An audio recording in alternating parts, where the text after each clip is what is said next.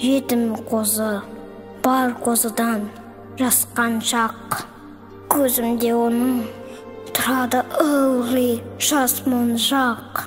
Ол да бірге жүгіреді ауылға, барлық қозы жүгіргенде аттан сап. Қанатымды бір жаза алмай мен еркін, қалың ойға шоматынмын нелердің.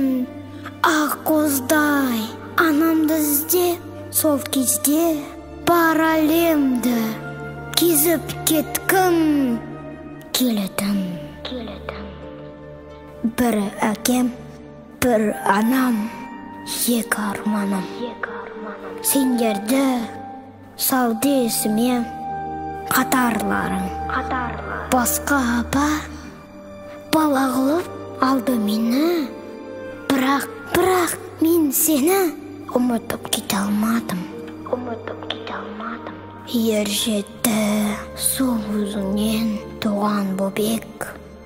Жырымен жауап берді жылдарға көп. Ойладым келмесіңді білсем тағы.